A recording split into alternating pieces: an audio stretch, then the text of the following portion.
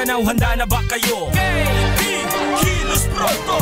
KB, Kilos Pronto. Serbisyong totoo mga boss, ito ang sumbungan ng bayan. Ora mismo, aksyon agad at maaasahan. Sunod-sunod ang kilos sa pagbabalita. Nakatutok ang mata sa problema na nakikita. Lahat ng kwestiyon ay may solusyon. Sa bawat hinaing, katumbas ay aksyon. Kilos Pronto. Di ka na magtitiis at mabibigyan ka dito ng resulta mabilis. Dahil ang bitag, walang pinapalagpas. Sa tropang Ben Tulfo, wala kang ligtas. KB, Kilos Pronto. KB, Kilos Pronto. Ipaglalaban ng karapatan, problema'y matutugunan. Maraming katanungan dito ay masusolusyonan. Kilos Pronto. Kakampi ng masa, humanda ang lahat. Sa bawat abusado, ito na ang katapat. Napakatibay na programa na inyong hinahangad. Walang patumpik-tumpik at kumikilos agad-agad. Kilos Pronto. Ang ating sumbungan, madali lapitan at agarang kang matutulungan. Na kahit anong krimen, handa naming harapin. Basta hustisya'y makamit, lahat ay aming gagawin. KB, Kilos Pronto. KB, Kilos Pronto. KB, Kilos Pronto. Mga ka-KP, binabati pa rin ho namin kayo ng Happy New Year. Ito ho yung unang Monday ho ng January 2, taon 2017. Kumusta ho kayo, Luzon, Visayas at Mindanao? At mga suki ho natin sa ibayong dagat na nakatutok ho sa atin. Tandaan, 11 million Filipinos scattered worldwide, pero iba ho sa kanila nanunood. Sila ho'y nagmo-monitor sa pamamagitan ho ng Facebook page or di naman kaya doon sa ating bitagmedia.com. Lex. Yun, Happy New Year po. Happy New Year, Ben. Mukhang fresh na fresh tayo. Uy, holiday ngayon, ha? January 2, kaya yung ilan po natin mga babayan, bukas may pasok na. Atres. Wala nga hong dahilan para hindi ko kayo papasok sa inyo pong mga eskwela at syempre ang inyo pong mga trabaho. Okay. At tayo po ay syempre nag-aanyaya pa rin po tayo, Ben, na kung meron po kayong mga reklamo, kayo po inapi, inabuso, pumunta lamang po kayo dito po sa aming pong himpilan. Okay, gusto ko namin sabihin sa inyo, paulit-ulit ho kami rito, kaya lang kami yung kauna-unahang gumamit ho ng point-to-point fiber optic transmission or dark copper. Yan ho'y sa pamamagitan ho ng pag-feed ho namin mula ho sa aming studio, diretso sa UNTV, live ho yan, diretso agad sa inyong telebisyon, pero HD ho ang dating. Sabi nga ho natin kanina, kami ho'y pwedeng sundan sa pamamagitan ng ating website, bitagmedia.com. Ganon din ho, live stream, sabay ho sa Kilos Pronto page. I-like nyo lamang po at mag-iwan ho ng mga comment. Pwede rin kayo magpadala ho ng inyo po mga reklamo dito po sa aming po mga Facebook page. Okay? Okay, wala nang patumpik-tumpik pa. Mainit-init pang 2017. Kilos Pronto na. Bodo sa isang kawatang, target biktimahin ang sariling kaibigan. Ang kanyang bentahe, brand new cellphone na swak sa budget. Pero matapos may bigay ang pera, ang dorobo biglang nawala. Motorcycle rider, inireklamo ang isang taxi driver. Mahigit 60,000 hospital bill ng pobreng MC rider. Saan kukunin? Alamin sa Kilos Pronto. Sa mga sweet lovers na nabitin sa mga natikmang kakanin sa pagsalubong sa New Year, eto ang sagot natin. Alamin sa Kilos Pronto. Sumbungan, imbestigahan at balitaan. Kilos Pronto, umpisa na! Dahil unang Lunes po ng taong 2017, ito umpisan po natin ang ating taon sa masusing investigasyon po ng krimeng 2 bata po naging biktima ho dito. Nadamay ho kasi ang 2 menor de edad sa Caloocan City matapos magkaroon po ng shooting incident sa lugar. Kung paano hinimay ng Kilos Pronto Crime Desk ang buong detalye, ito po panoorin po natin.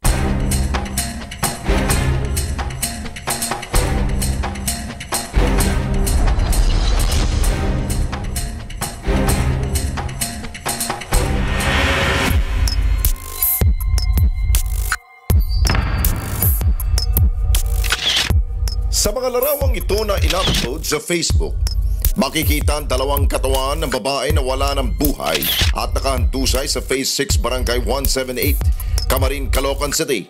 Ayon sa nag-post na naturang mga larawan, biktima umano ng extrajudicial killing ang 2 kababaihan.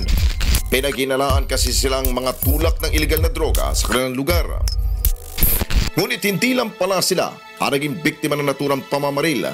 Sa mga katabing bahay kasi, duguan at isinugod sa ospital ang 10 taong gulang na sina Lenin Bailon at si Allen Richmond Los Baños, 9 na taong gulang, kapwa residente ng naturang barangay at tinamaan ng mga ligaw na bala mula sa insidente.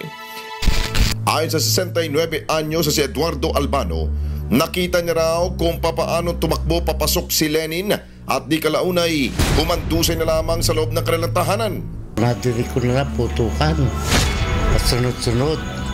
Nung sumisigaw nga ako, wag dyan, maraming bata dyan.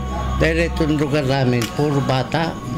Pagdating ng hapon, nung pagsigaw yata ng misis ko, takbo mga bata, pasok na kayo sa loob.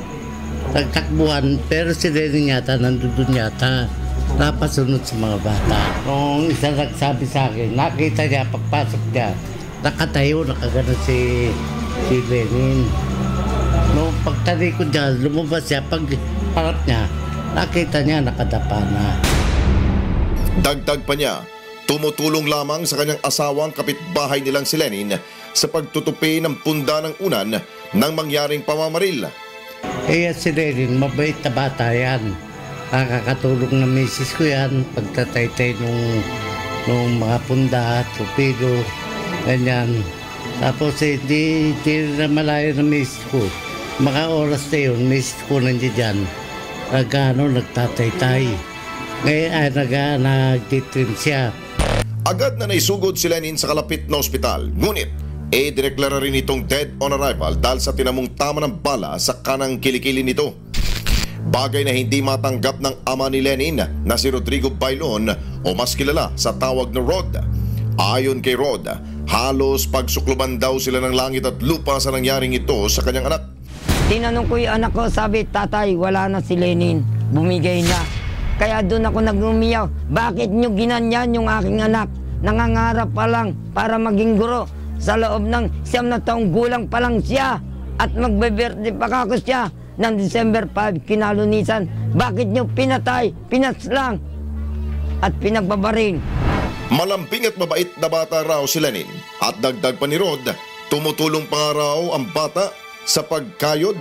May pagpatuloy lamang ang kanyang pag-aaral.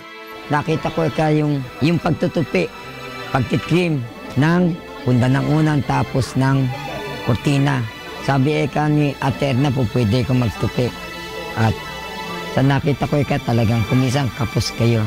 Kaya yung munting barya nakapalit ng pagtutupi niya, binigyan ko siya ng pagkakataon kasi ang sabi niya, kaysa ako maglaro ng maglaro sa buong oras na yon, meron naman pala akong pwedeng magawa, pero may halagang kapalit. Ibig sabihin, pandagdag sa kanilang baon na magkakapatid na 7 mula sa college, high school, hanggang elementary. Ibig sabihin, lahat na ng kapatid na nag-aaral, yun ang sinasabi niya sa akin. Yan si Lenin.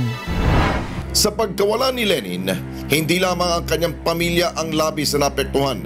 Maging ang mga kaeskwela nito sa elementarya, nagpadala ng mga liham na tumutukoy sa kapaitan nito, lalo na pagdating sa ibang tao.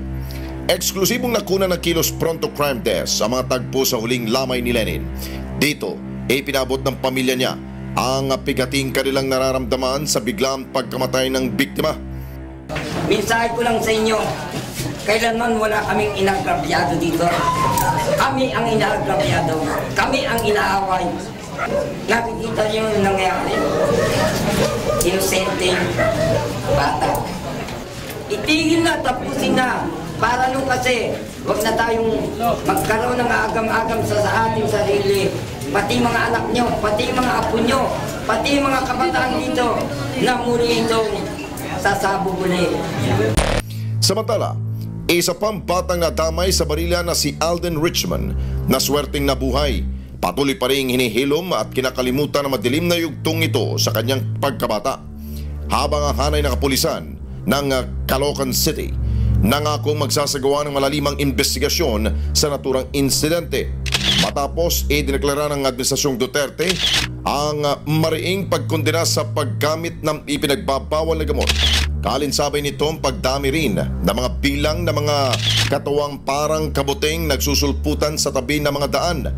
Ngunit ang isang masakit na bahagi ng pangipaglaban sa ipinagbabawal na droga, may mga buhay na nalalagas at nasasakripisyo.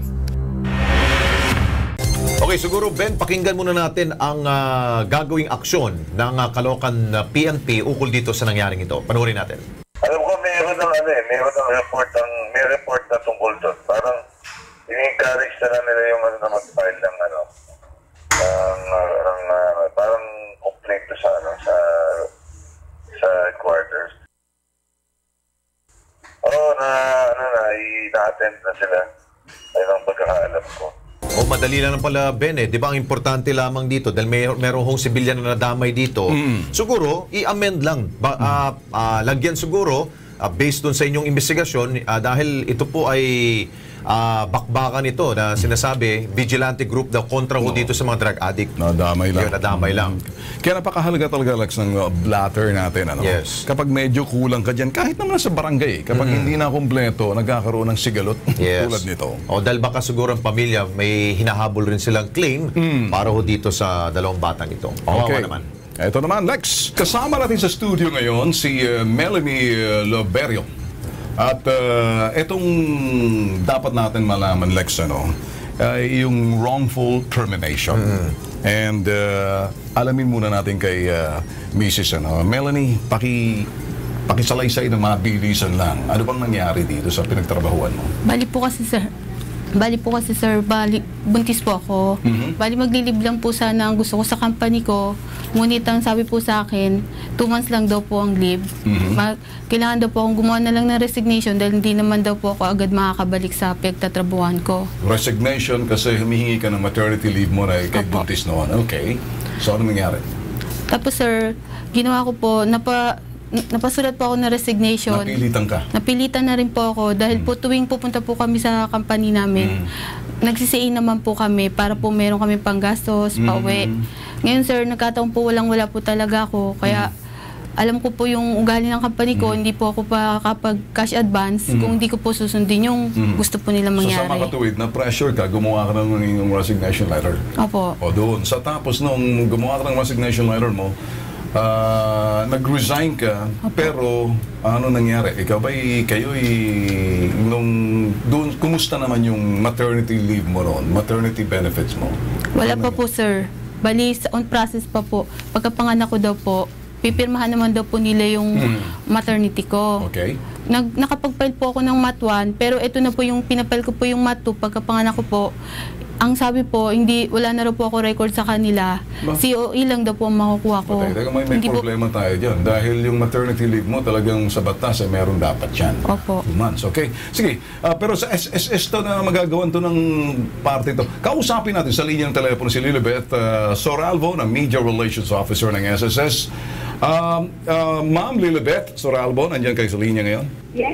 Yes, magandang gabi Sir Ben at Sir Alex, magandang gabi. Evening, ma'am. Okay, Beth, baka may matulong tayo rito sa isang lumapit sa amin, si Melanie Loberio, at sinasabi niya doon sa parteng nahihirapan siya makuha yung kanyang maternity benefits kasi daw ipinag-resign siya at ngayon sinasabi ng kumpanya pinagtatrabahuan niya, ala daw siyang, kumaga, wala na siyang records. Ano ho bang matulong natin dito? Kasi kompleto naman siya sa SSS na pagbayad, tama? Alright? Yes sir, yes sir. Sige, Malamang yan sir. Paano? Pwede siyang mag-file ng complaint laban sa employer para maimbestigahan yan. Okay. So, maaari siyang pumunta sa aming opisina para bigyan namin siya ng referral para makapag-file siya ng complaint laban dito sa employer. Okay. Doon naman, Beth, sa kanyang maternity benefits na hinahabol niya ata na parang 19,000 ba? Ayaw bigay. Ayaw ibigay. Yun naman ang gusto namin, Beth, na matulungan siya roon, na makuha niya. Kawawa naman, may anak na siya, tapos tinanggalan pa ng trabaho. Ano hong magagawa ninyo rito para naman medyo masaya ang kanyang 2017? Yes sir. Sa pamamagitan sir nung pag-file niya ng reklamo, i-investigan tong employee na to kasi labag sa batas ang hindi pagbabayad ng maternity benefit. Ayun. Tapos isa pa niya kaso sir, yung illegal dismissal niya file sa labor. Pinwersa. Okay. With that, Lilibet, sinlinaw ng sikat ng araw, sinabi niya, sasamahan namin to. Etong nagre-reklamo sa amin, ano? At pagkatapos si Melanie, and sana Bet, makuha niya agad ang agaran dahil may sanggol na siyang inaalagaan ngayon, ha? Okay, sir. Okay, sir. Thank you, Lilibet, ha? Thank you. Thank you, sir. Thank you, sir. Yan ho, yung media relations ng officer ng SSS. Tutulong sa atin yan, okay? At Melanie, samahan ka lang namin doon para medyo talagang formal ka makapagreklamo. Hindi ba, Lex? Ang ayoko lang kasi, Beth, nang nangyari dito, Melanie, sa nangyari, pinag-resign ka, na-stress ka. Ang gusto mo lang naman ay makuha yung SSS benefit na 19,000. Kaya lang, nung nag-resign ka na, parang sinasabi nila, wala ka ng records. Hindi po pwede yun.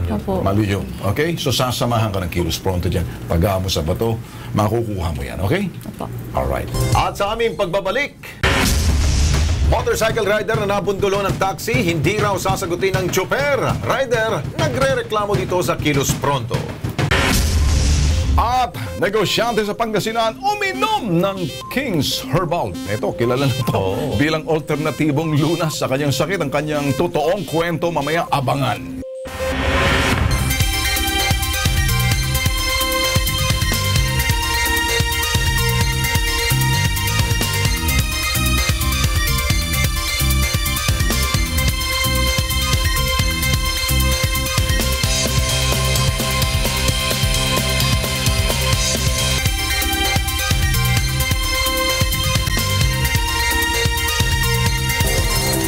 Nagbabalik po ang Kilos Pronto. Kasama po natin dito live sa studio. Walang iba kundi si Elsie Dalma.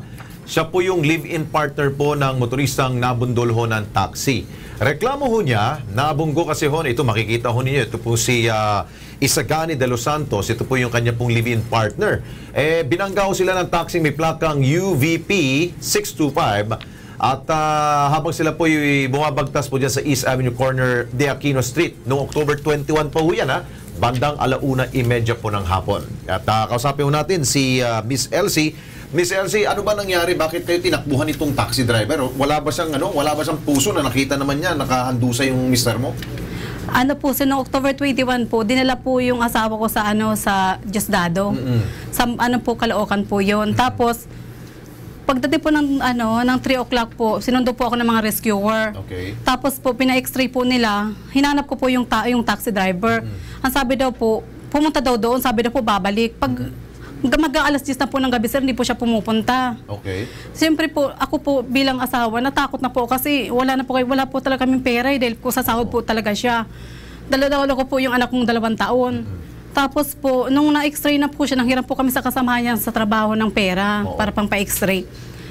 Nakita po namin na may fracture po yung asawa ko. Doon na po ako natakot. Saan ho baliho niya? Sa balakang po. Sa balakang. So mula sa pool, mula ho nangyari noong October 21, hindi na ho nagpakita yung mismong driver at the same time operator ng hindi taxi? na po. Nagkita po kami once, sir, sa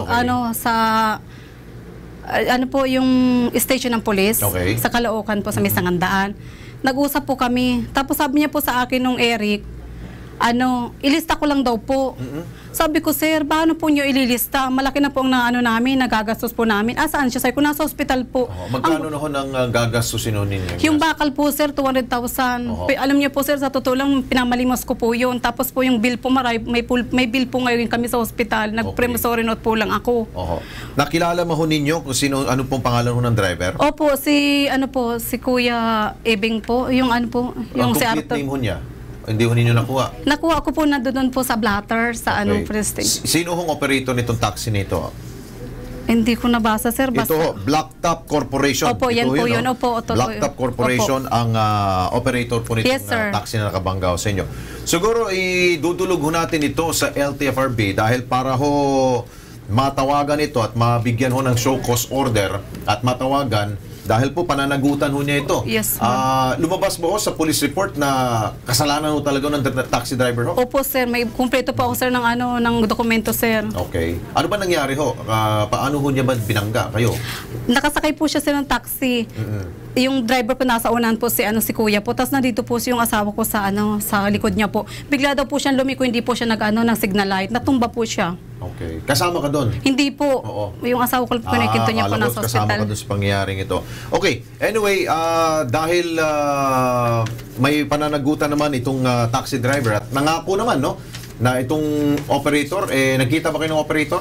Tama ba yung sinabi mo kanina? Isang beses po, sabi ilista lang daw po niya. Pero mula nun, parang nasa mula po. na Tinawagan niya po ako, nagtawagan po kami, sir. Sabi niya po sa akin, ayaw niya daw po niya ako makausap. Gusto niya daw po yung biktima. Okay, sige, LC. Yes, sir. Pasasamahan ka namin ng crew ng Kilos Pronto. Dadaling ka namin dun sa LTFRB para mapaimbisigan natin itong nangyari, para bigyan ng order itong operator na Black Top Corporation na bayaran yung mismong itong nangyari sa mister mo. Okay, nasa linya ka pala. Nasa linya ho para Kilos Prontong aksyon. Nasa linya ho si Ryan Salvador, ang ating suki. Ryan, magandang gabi ho sa inyo. Okay, Sir Ryan, anong pwede ho natin may tutulong ho dito kay LC Dalma? Dahil mukhang hindi ho sila pinapansin na ho nung operator, at the same time nung driver ho ng taxi na nakabangga ho dito sa kanya Mr. kay LC ho. Una, pwede po natin siyang samahan sa aming opisina para makapag-file ng administrative case. At mapatawag po natin yung operator at pag-round sila ng amicable settlement dito sa aming opisina. At we will base on the resolution of LTFRB guidelines para sa magiging action ng LTFRB kung hindi man po makipag-settle yung operator sa complainant. Okay. Yan po. Maraming salamat po, Sir Ryan. At I'm sure yung lahat ng dinudulog ng Kilos Pronto sa opisina ho ni Sir Ryan ng LTFRB natutugunan yan. So, LC, antayin natin at sasamahan ka ng team namin ng Kilos Pronto. Thank you so much. Eto, Lex, bagong taon na, kaya lang etong modus na to, walang pasok. Hindi ho to nag-e-expire. Patuloy ho to, mananatili ang modus na to hanggat may nalolokot, may nadedengo. Hanggat may nabibiktima, patuloy ho ang pananamantala ho ng mga dorobo. Ito hong modus ng kawatan, ito'y mga bentahan na mga brand new cellphone, nakaw ng mga cellphone to, base doon sa mga kawatan. Ang target na ng mga biktima, mismong mga kaibigan at kilala nila. Etong estilo, panoorin.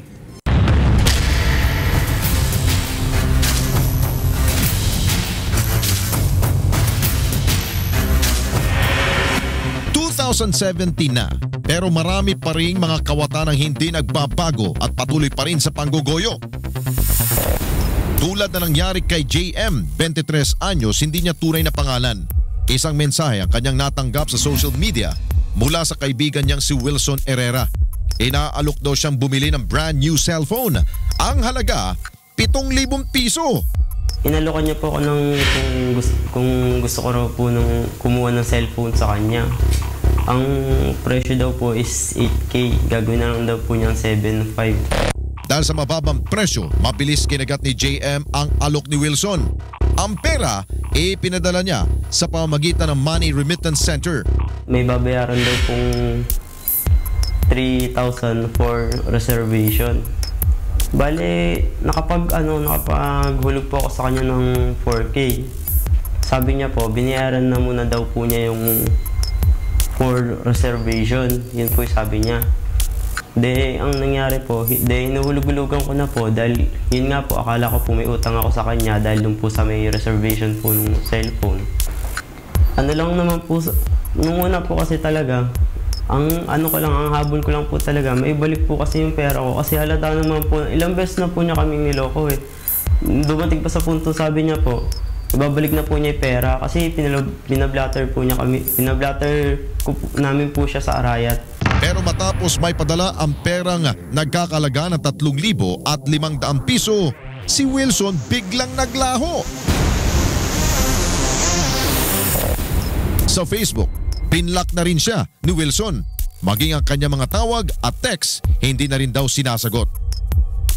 Yung cellphone darating is November 18, pero before the day po na usapan, doon na po yung araw na bigla po siyang nawala. Tapos ilang araw po siyang walang paramdam, wala pong text, tapos nakapatay po yung cellphone niya. Tapos binlock po niya kami sa Facebook. Sinabi nga po mismo ng kamag-anak niya na di na nga raw po umuwi si Wilson, na marami na nga pong umahunting sa kanya dahil nga po sa ginagawa niya. Pero si JM hindi pala nag-iisa. Si Jomel, 22 anyos, isang waiter, na biktima rin daw ng kaibigan niyang si Wilson. Kwento ni Jomel, sa Facebook din siya inalok ng kaibigan para bumili ng cellphone. Yun nga po, iPhone 5C daw po yun. Sabi ko, okay baka ako yan? Sabi ko gano'n. Tapos may item ka baka ako? Pwede ba ako makita? Yun nga po, sinendan niya po ko ng item. Sabi ko, okay ka ako, want ko pa ako. Kaso ako, hindi ko ako kayang bayaran buo. Inalok niya sa akin for 7,000 daw po yun. Dahil mura, agad kinagat ni Jomel ang alok. Nagbigay siya ng 4,000 piso bilang paunang bayad. Katulad na nangyari kay JM, pinadala rin niya sa isang money remittance ang kanyang bayad. Kulit siya sa akin. Okay. Asahan ko kaya September 30 kanya gano'n. Sabi ko, okay ka ako, sige. Kalahati muna ako ibibigay ko kay kakong gano'n. Then nga po, sinabi niya sa akin na pwede daw po bang gawin ko daw 4,000. Okay ka ako, bibigay ko ako yun. Then, saan ko ako ipapadala? Sabi nga po niya sa akin, smart padala na lang bigay ko na lang sa'yo yung yung control number. That time naman po nun, na-hospital naman po yung nanay ko nun. Kinulit ko nga po siya nun. Sabi niya, sige ipapadala ko yan. Sabi niya ganun. Hanggang ngayon, wala pa rin siyang pinapadala sa akin. Gusto ko lang naman, magtino siya, tapos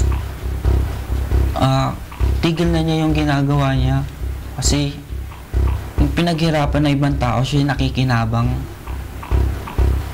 Tapos nung masama pa ron, pinapakain sa mga magulang niya, nakaw, hindi niya pinaghirapan.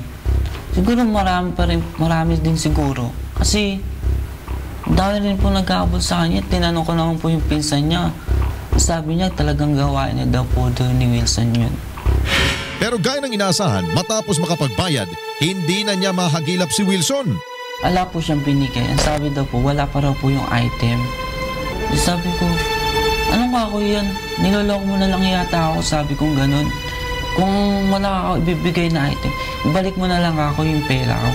Sa pag-imbestiga ng Kilos Pronto, marami pang biktima si Wilson na naglabasan sa social media para magreklamo.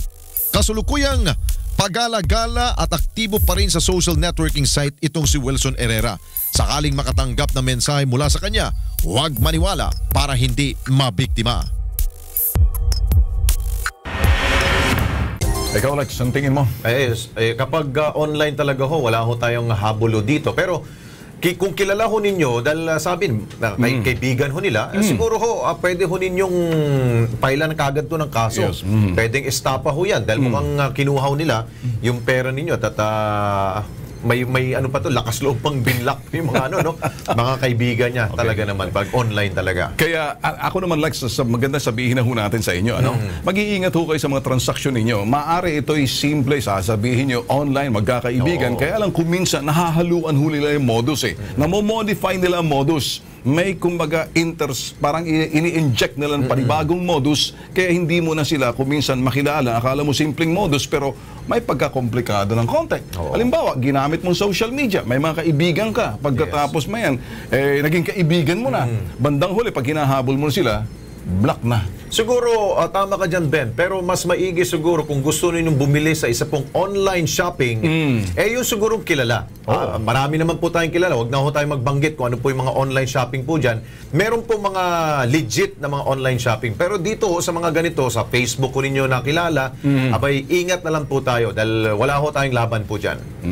Samantala, para sa mga gusto magsumbong at magreklamo sa Kilos Pronto, wala po kami pinipiling oras. 24/7 po bukas po aming pong Facebook page. Wala po kayong gagawin, kundi i-type lamang po www.facebook.com/kilospronto at mag-iwan po na inyo pong mensahe. Huwag po kalimutan na mag-iwan po kayo ng inyo pong contact number. Tatawagan po kayo ng KP team. At susunod sa Kilos Pronto. Libangan na ginawang pagkakitaan, tampok ngayong gabi sa Kilos Pronto. Ang masasarap na sweet bites na siguradong patok po sa panlasang Pinoy. Abangan po yan.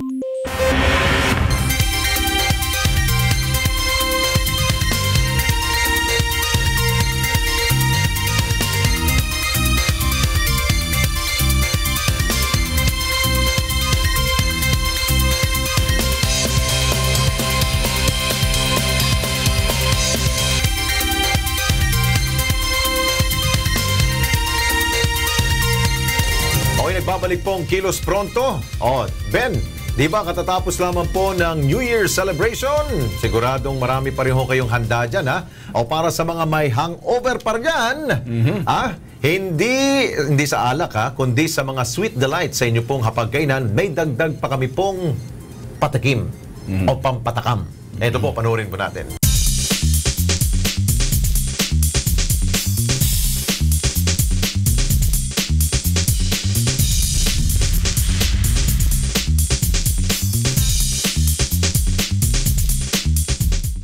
Masarap, malinam na matiyak, kagigiliwan. Mga kakanin patok na sa panlasa, pati sa presyo abot kaya. Yan ang timpla ni pastry chef Jonah Malyari Auresa. Unay hobby lamang ni Jonah na gumawa ng kakanin.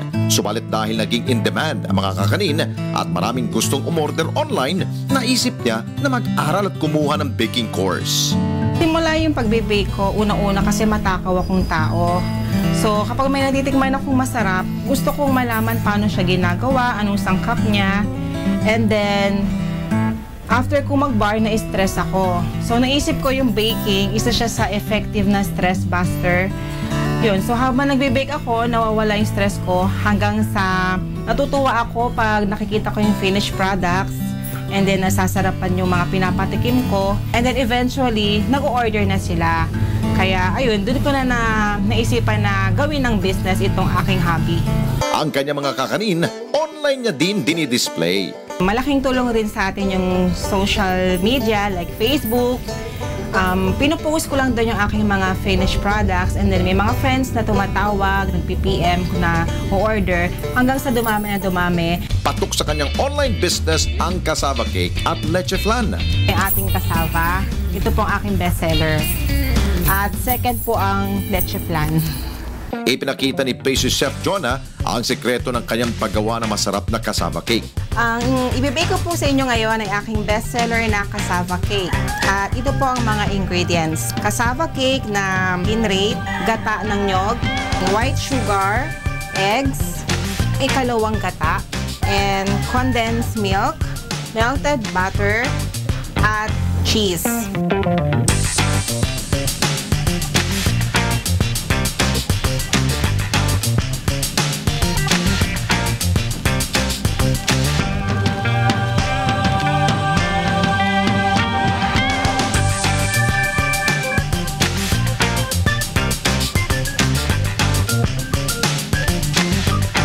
Ready na po ang ating cassava cake. Sa mga mami na nais kumita kahit nasa loob lang ho ng bahay, pwedeng tularan ang diskarte ni pastry chef Jonah. Okay, ano bang handa mo, Ben, nung medianoche? Pagdating dyan sa mga handaan, maingat ako, Lex. Mas gusto ko kukunti. Kasi pag hindi, baka magkaroon ng problema. Di ba? Kasi ako nagme-maintain ng certain weight. Di ba? O ngayon, ang inyong pong New Year's resolution, dahil usually gano'n naman, pagpasok ng bagong taon, kailangan magpapayat kayo. Ang ilan dyan, tayo, dapat magpapayat. Pero mga bagay, Lex, na dapat talagang bantayan ng mga kababayan natin. Pag hindi ka madali doon sa sinasabing mga matataba, na I'm sure na marami kang kinain matatabang pagkain, di ba? Or di kaya maalat, doon ka naman madadali sa matatamis. Yun, ito na. Kaya ito mga totoong kwento na nangyayari ko minsan ng mga tao, hindi nila alam na yung pala nahihilo na sila. At pagkatapos nanlalabong mga mata, akala may differential lang sa kanilang kailangan magsalamin. Pero kapag hindi ho kayo nagpatingin sa doktor, abay, malalaman nyo na lang na mataas palang blood sugar ninyo. At etong pag-ikay nadali dito, mga totoong kwento to ng mga taong medyo na-interview natin dito, para inalam natin, para kung sakaling kayo ho'y nakaramdam ho ng pagkahilo o hindi man pagkahilo, naglalabong inyong mata, hindi maayos ang tulog, didiretso, at kuminsan ihi ng ihi sa gabi, yung mga doon sa parting yan, baka may problema kayo sa blood sugar na kapag hindi na aresto yan, baka maputol yung inyong bahagi ng katawan na kuminsan doon mo nakikita na malala na palang sakit. Kaya bago kayo humantong dyan, eto, subukan nyo to, King's Herbal.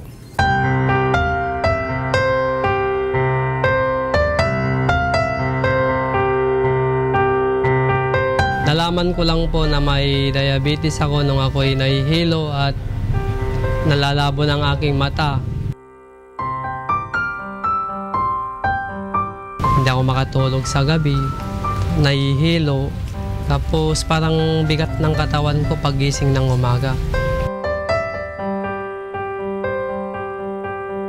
Yun nga, pag nahihilo nga ako, hindi ko nga nagagawa ng maayos yung trabaho ko.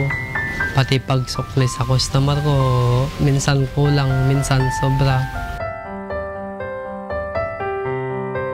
Nalaman ko yung King's Herbal sa aking kumpare. Malaki po ang pagbabago kasi nung una ko palang inom, paggising ko ng parang dire-diretso yung tulog ko hanggang nang gising ko ng umaga.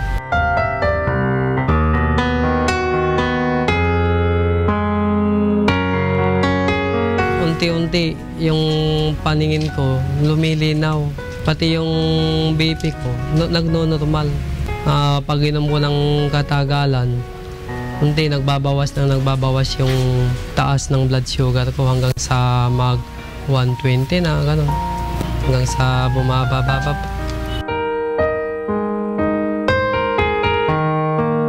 Ngayon, okay na.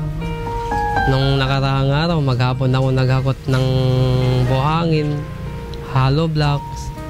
Tapos, hindi lang yun, sabay-sabay pa habang nag-aalaga pa ng maliit na bata. Malaking pagbabago. Ngayon, okay na po.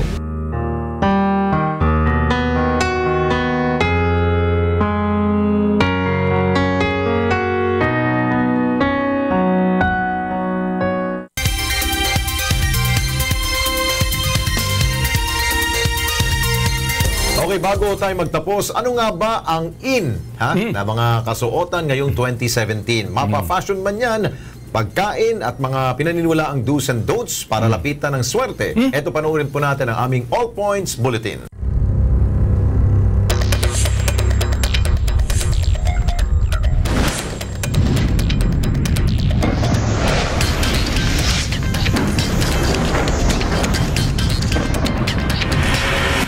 Hashtag uso. Hashtag trending. Paano nga ba ang ating lifestyle sa taong ito? At handa na ba tayo sa mas mabilis at mas makabagong uri ng pamumuhay? Ayon kay Professor Wendell Capili, ang Vice President for Public Affairs at isang pop culture scholar, teknolohiya at online pa rin ang hashtag keywords ng ating pang-araw-araw na gawain. 2017 will be a year of emphasis on virtual experiences. Ibig sabihin, mahalaga ang teknolohiya sa ating pang-araw-araw na pamumuhay, whether it's in fashion, whether it's in music, whether it's on television or film, shopping, business, the way offices are being run, we will be heavily dependent on social media, heavily dependent on technology, heavily dependent on experiencing something in a virtual platform. Mas madali na raw kasing gawin ang maraming bagay sa loob ng ating tahanan o opisina na lamang. Sa ngayong sistema na napakahirap ng traffic, ang hirap lumabas, ang hirap mag-commute from one place to the other, parang mas madali mag-transact ng business, mas madali ma-entertain, mas madali ma-engganyo sa pang-araw-araw na pamumuhay kung gagamitin ang plataforma ng teknolohiya. Mahal pa rin ang internet access at mabagal ang connectivity, pero importante raw na mapalakas at maging mas pro-poor ang teknolohiya. Sa aking palagay, hindi tayo ganap na handa sapagkat marami pa ring lugar sa ating bansa na hindi naaabot ng teknolohiya. Ngunit mas marami na rin sa bawat rehiyon na ating bayan, bawat bayan sa ating bansa ay meron ng mga lugar kung saan merong computers, may access to social media. Ang kailangan lang dito, i-democratize ito para mas ito'y accessible sa larger demographic. Ibig sabihin na hindi lamang ito sa Kapitolyo o hindi lamang ito sa mga mall, kundi dapat sa mga malalayong lugar at sa mga taong kapuspalad at galing sa mga mahihirap na background. Importante na sila ay magkaroon ng access sa technology, access sa social media, access sa pagiging culturally and being technologically literate. Pero #warning, kung nag-upgrade raw ang publiko, malamang nakikisabay na rin daw ang mga kawatan. Dumarami na rin yung pagkakataon para mahuli ang mga taong gumagawa ng krimen. Madali na natin ma-detect kung ang identity ng isang taong nag-hack o malalaman natin kung saan lugar siya nanggaling. Malalaman din natin kung ano yung profile nila. At a certain point, hindi 100% mariresolba ang ganitong bagay, pero magkakaroon ng pagkakataon na ang mga may sala ay mahuhuli at magkakaroon ng pagkakataon na bigyang hustisya ang mga nabiktima nila. Sa kabuuan, marami man daw mga abusado at nakikiuso online, mas naipakita pa rin daw ng mga Pilipino na mas marami ang mabuti ang loob. Handang tumulong at mahal ang kanyang bayan. Importante na ang Pilipino ay dapat maniwala sa kanilang pagiging Pilipino. Kaya natin lumaban at ipakita na magaling tayo kahit tayo galing sa isang bansa na nag-emerge pa lamang ating ekonomiya. Okay, ayun. Ulitin natin. Happy New Year po sa inyong lahat, ha? Pero ako, Lex, hindi lang ako mag-Happy New Year. Makakaasa ho kayo dito sa programang ito. Ito ho yung nag-iisang sumbungan sa primetime, investigahan at nagsasala ho kami ng mga balita. Pero makakaasa rin ho kayo na talagang pinalalakas ho namin yung aming Action Center. Kapag kayo ho'y dumulog sa aming Action Center, araw-araw na ho yan. Bukas ho yan, alas 10 hanggang alas 6 ng gabi. Para lang ho doon sa mga gustong lumapit ho sa atin, Lex. Siguraduhin lang. Oo, at meron sigurado hong may mga action ho kaming gagawin. At syempre doon po sa mga ahensya ng pamalaan, siguraduhin lamang po, bukas rin po ang linya ninyo para matugunan po natin ang lahat po ng problema na dinudulog po dito sa Kilos Pronto. Yan po ang inyo pong asahan sa 2017. Maliban dyan, Lex, ako'y magdadagdag pa. Marami na kaming naging malaking, kumbaga, ito'y istorya nung nakaraang taon. Uulitin ho namin yan, yung mga pang-abuso, panloloko na naging eksklusibo ho rito at medyo naman pinipick up ng ibang stasyon. Ala ho kaming problema dyan. Ngayong 2017, kami ho'y siguro kinakailangan din natin ng tulong sa ibang mga kasamahan natin sa industriya kung pag-uusapan ay serbisyo publiko. Ang panawagan lang ho namin mas maganda sigurong kunting beep-beep. Ganun lang kailangan na. Beep-beep. Busina lang. Okay. Yun, sige. Yan ang isang oras ng mabilisang pag-aksyon sa inyong mga reklamo at sumbong. Ako si Ben Tulfo. Ako naman po si Alex Santos. Hanggang bukas, mga kakipi, may pasok na. Sama-sama po natin tiktikan at subaybayan ang bawat isyong kailangan po nating imbestigahan. Dahil higit sa sumbungan, imbestigahan at balitaan, dapat kilos pronto!